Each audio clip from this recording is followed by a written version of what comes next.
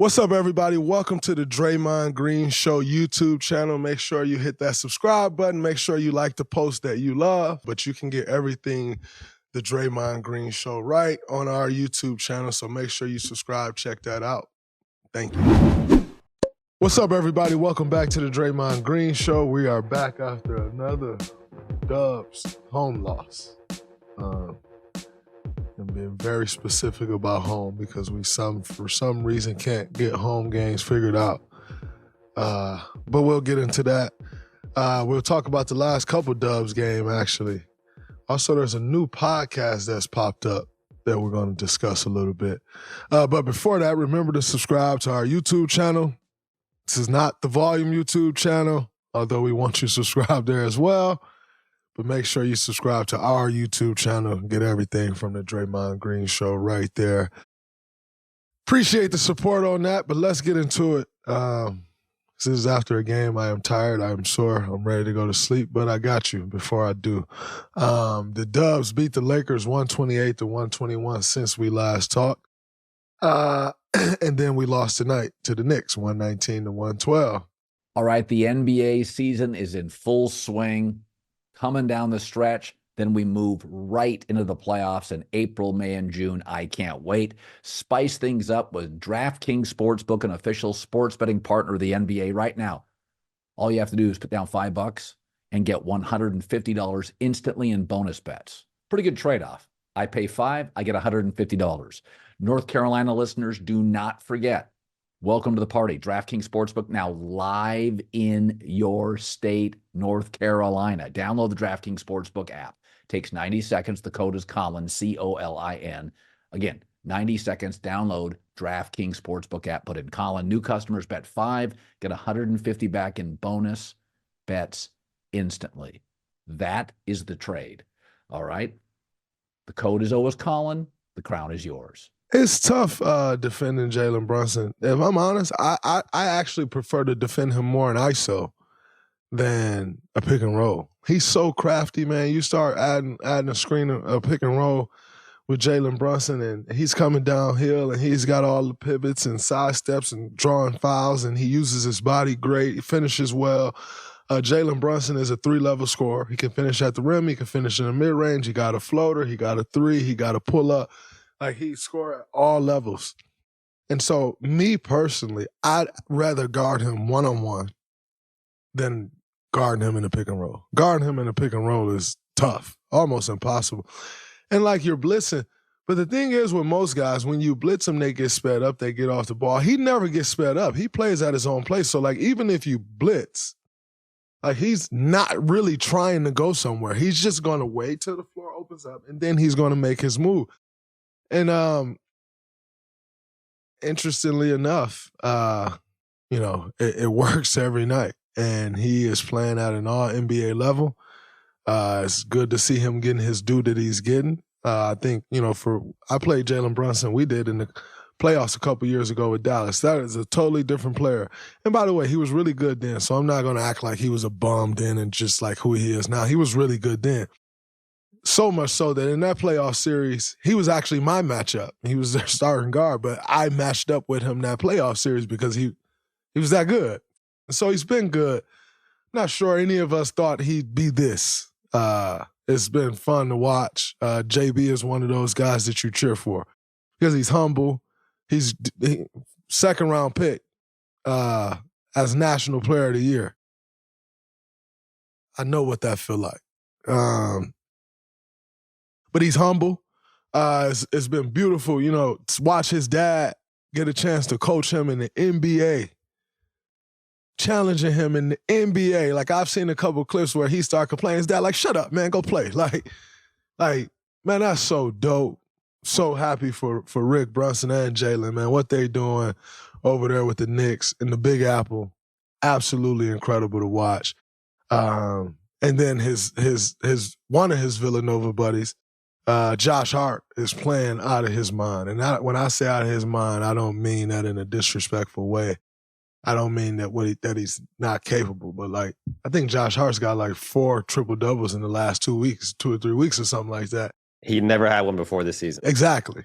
So He's playing incredible basketball. The more you look at that trade, last year they gave him away for a pack of peanuts, and it's been a great addition. And, Josh does all the little things. He rebounds, he passes, he defends, he pushes the tempo. He definitely offensive. I said rebound. Offensive rebound in particular. He's crashing the glass every single time. Just the energy he brings to the floor. He played 48 minutes tonight. You couldn't tell he played 48 minutes. He never seemed to be tired one time. Got to give them guys their credit. And then the other Villanova buddy, which is my guy, Dante DiVincenzo.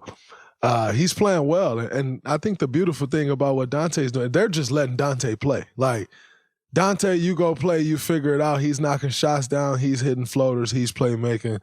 Them boys look good. Got to take your hat off to them regardless of all the injuries that they've been dealing with. They are playing at a very, very high level. And it starts with the head of the snake, Jalen Brunson, and then Josh Hart and Dante and Miles McBride got off tonight. But those three guys in particular, they're doing it night in and night out. And it's, hate to be on the wrong end of it.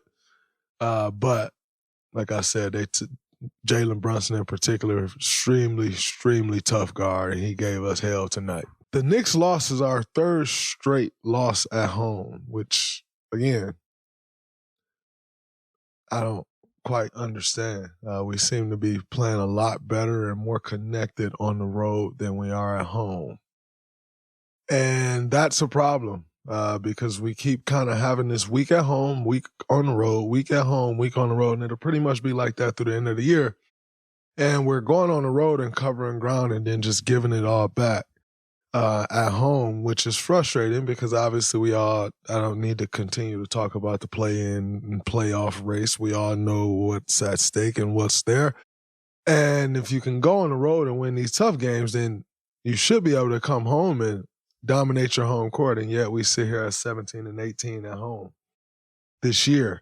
And it's honestly, it's unacceptable. If I had an answer for you, what's happening, I would 1,000% not give you the answer, but actually give the answer to my team and then tell you how we did it. But we can't seem to figure it out. And, it's like when you're at home, you should feed off the energy from the crowd. You should, everybody should play better when you're at home. And that's just not happening for us. So, what are there? 14 games left? Yeah, about 13 or 14 games left. Got to figure it out at some point because these games are very critical to this race. And you can't keep taking one step forward, 2 steps back, and that's what we keep doing. So we got 2 more games on this current homestand. Wednesday versus the Grizzlies, Friday versus the Pacers. 2 very winnable games, yet 2 young, scrappy teams. The Pacers in particular play fast as hell, as we know. The Grizzlies are playing with nothing to lose. They got so many guys out. Those guys that are playing just going out there and playing basketball free, no concerns. And they took sack to overtime tonight. So won't be easy games, but if we go play our brand of basketball, they're actually very winnable games. So, got to win the games that you're supposed to win. Tough loss tonight. Knicks are playing well. They're good. Still a game that we should win, especially at home. But you have to win the games you're supposed to win and try to steal a couple that you're probably not supposed to win. So, it'll be very important for us to close out this homestand. Make sure we go on this road on 2-game win streak, and then going into Minnesota, then Miami, then Orlando. Like, this road trip is going to be a tough road trip. However, I seem to worry less about the tough road trips because we seem to play well on the road. But you can't count on that. You got to take care of the games that you're supposed to take care of. Minnesota's played great all year. They're tough at home. They're tough anywhere. So, got to take care of these last 2, put ourselves in the best position that we possibly can. We know what's at stake. With the Laker game, it was good to take a 2-1 series lead. Be that could come down to a tie. Let's hope not, but it could. And so it's good to take a 2-1 lead. We play them one more time. Hopefully we'll be able to take that one as well. But and speaking of the Lakers, as I said, we beat them 128-121 nights ago. And before the game, Rui Hachimura said, I'll probably just butcher Rui's last name, so I apologize. But Rui said that this is pretty much like a playoff game, and he was not lying. They are in a position where every game is like a playoff game. We're in a position where every game is like a playoff game for us. And, we were able to go take that game.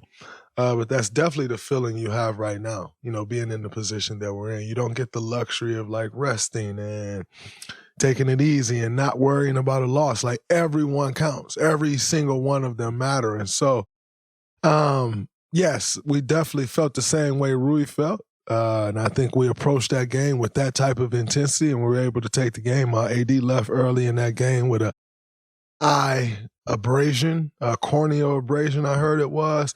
Eye was swollen shut for the most of the game. So he was not able to return, which, not going to lie, helps. Anytime you don't have Anthony Davis on the floor on the other side, it helps. And so, but nonetheless, happy to see AD back out there tonight. The last 2 minutes of that game had to be the weirdest 2 minutes or minute and 50 or whatever you want of all times. It took 20 minutes to get through those last 2 minutes.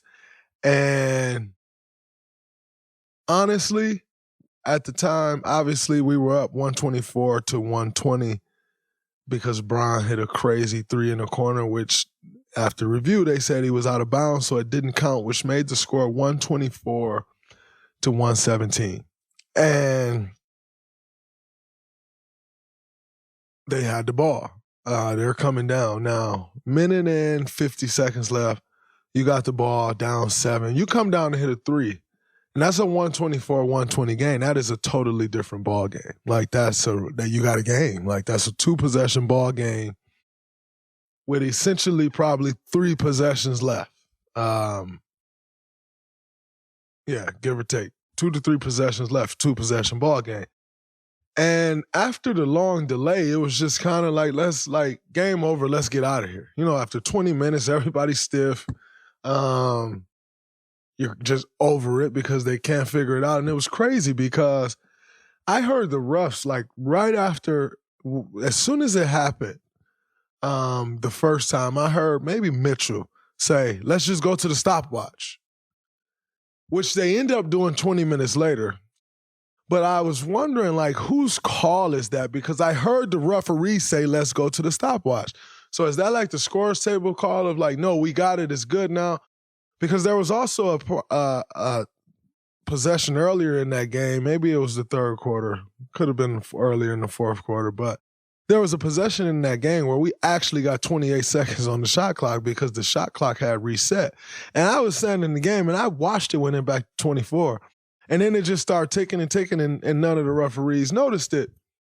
And I thought that was an interesting possession because if the referees were to go stop it, right, and then you go and you look at the stopwatch and the game and like sync all these things up, if you get to 24 seconds, like, can you really give us a shot clock violation because we're looking at the shot clock, right? So like, no, I don't have to go get a shot up because there's 21 seconds left on the shot clock.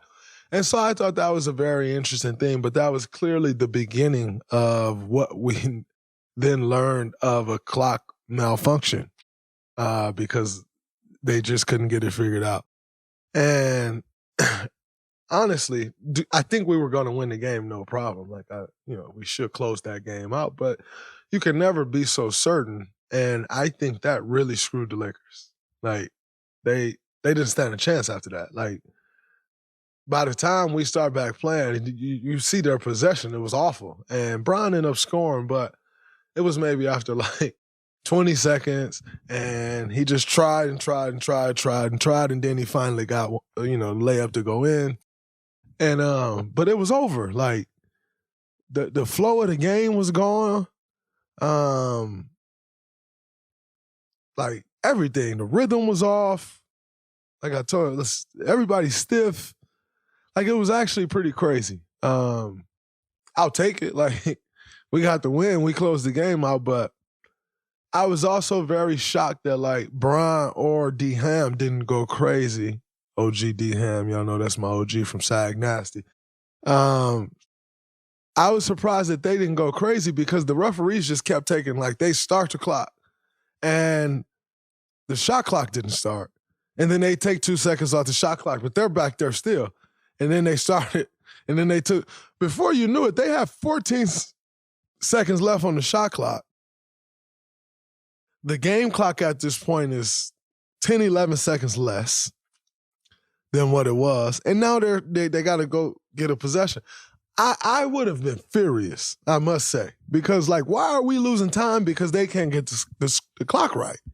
Like, so I would have argued for that clock to go back to 24. I would have argued for the game clock to go back. Like, let us take it all the way back down there and let the clocks go back to where they should go. That's what my argument would have been. So I was very shocked that everybody just kind of let it go. But as I said, you also kind of get to a point where you're like, yo, just get us out of here. Like, it's been 20 minutes to finish these last 2 minutes down 7.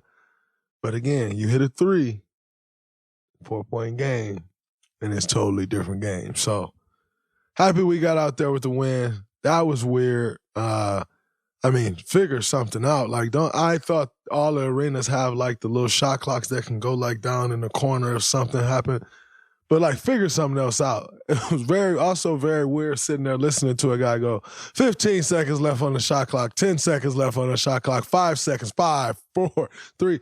That was also very weird. And so after that, between the weirdness of the clock and like the weirdness of listening to someone count down the shot clock, it was over.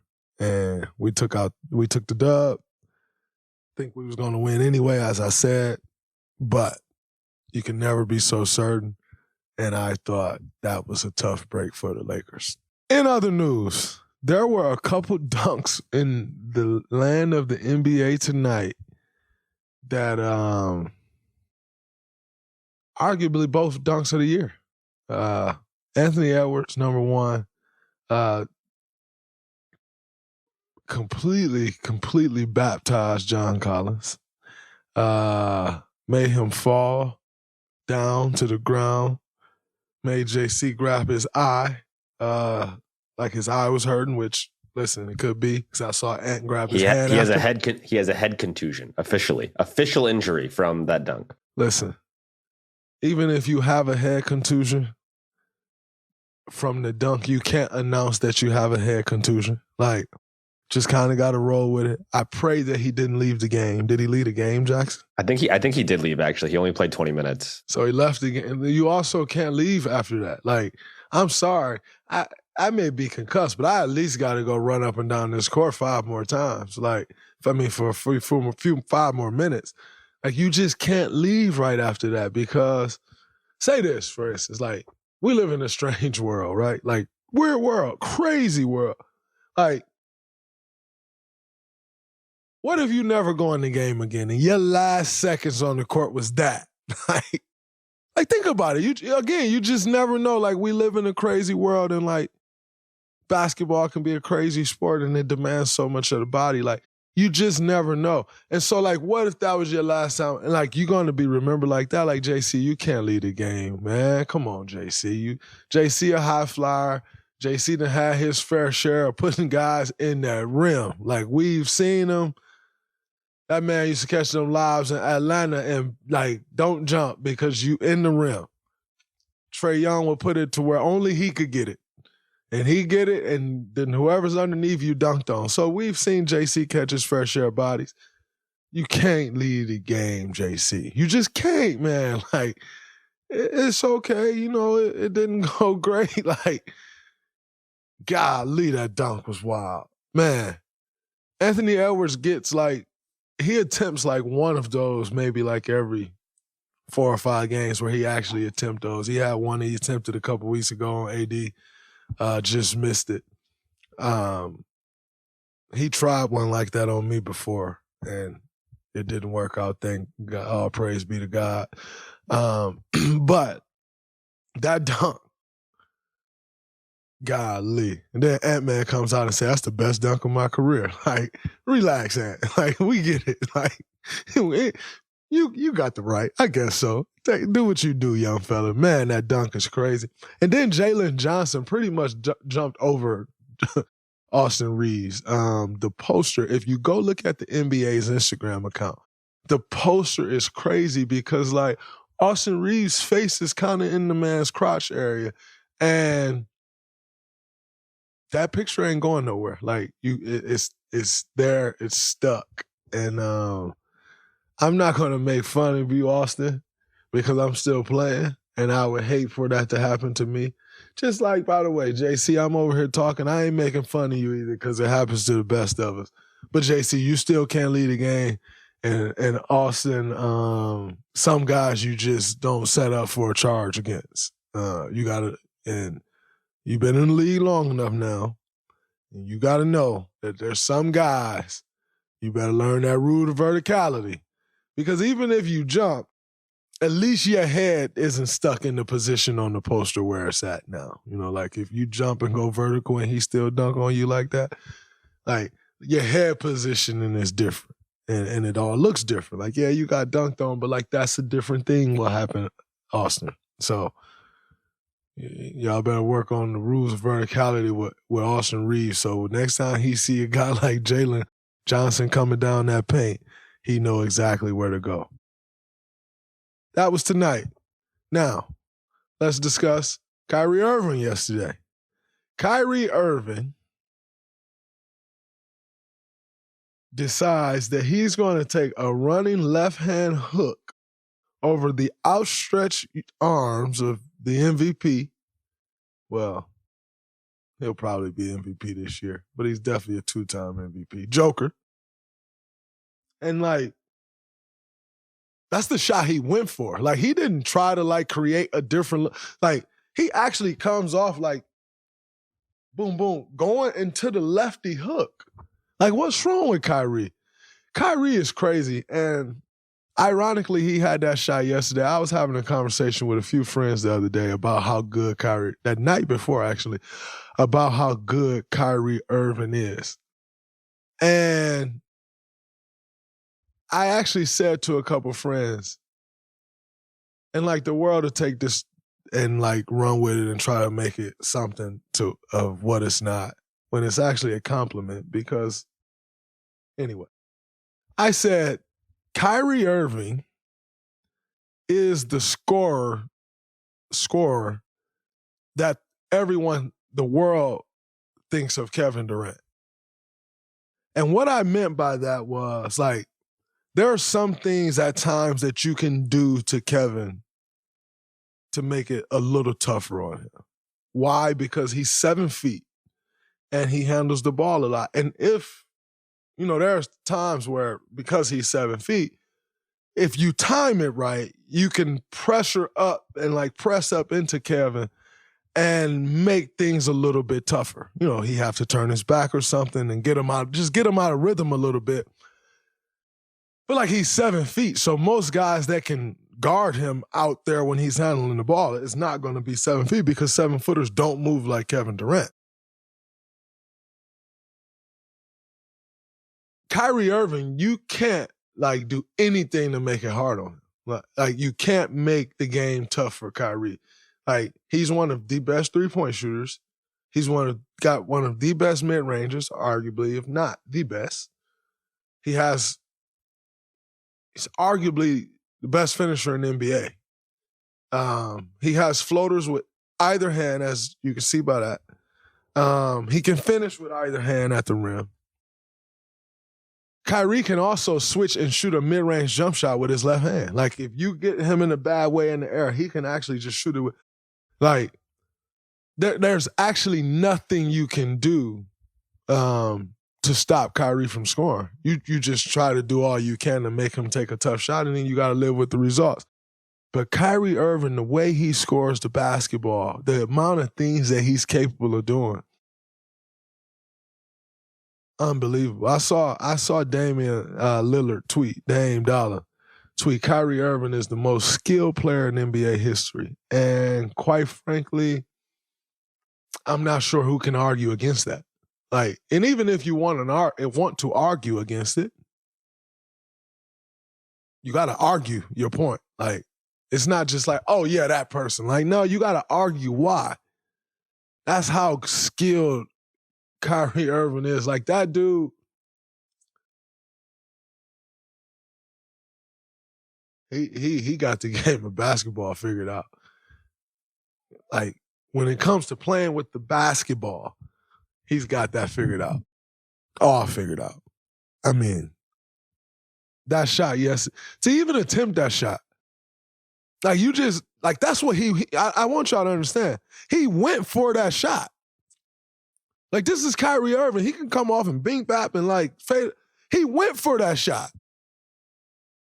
That, to me, is crazier than anything. He went for the running hook with the left. Went for it. That's different, man. That's different, Kai. I take my hat off to him. That's unbelievable. Unbelievable. Like, the things that Kyrie is capable of is unreal. There's an argument. Now, me personally, I may argue Steph Curry, the most skilled player we've ever seen, most talented, just some things that he could do. But as I said before, you have an argument. It has to be argued because the skill level is unbelievable. And before we get out of here, LeBron James is starting a new podcast with JJ Redick. And the podcast is called Mind the Game. Mind the Game. The podcast is aimed at, like, nerdy basketball fans. Like you love the X's and O's of basketball, and from what it looks like, they'll be just talking X's and O's, like pure basketball conversation. I'm excited to check it out because I love a great basketball conversation, and you don't get to have those often with many people, and you definitely don't get to watch them often. So I'm excited to check it out. I must say I am a little upset that LeBron James is, like, going on a podcast and he still haven't been on the Draymond Green show. But when it's your own thing, you kind of can't say anything. So I guess I'll live with it for now. Pick the bone with him that I got to pick with him later. Nonetheless, that is coming out tomorrow. And I am excited to check it out. I hope you all are excited to check it out as well. JJ and Bron, two of the best basketball minds in the game today. And when I say in the game, I mean speaking the game, playing the game, you name it. Two guys that we all really will enjoy watching break down the game of basketball. So y'all also make sure y'all go check that out.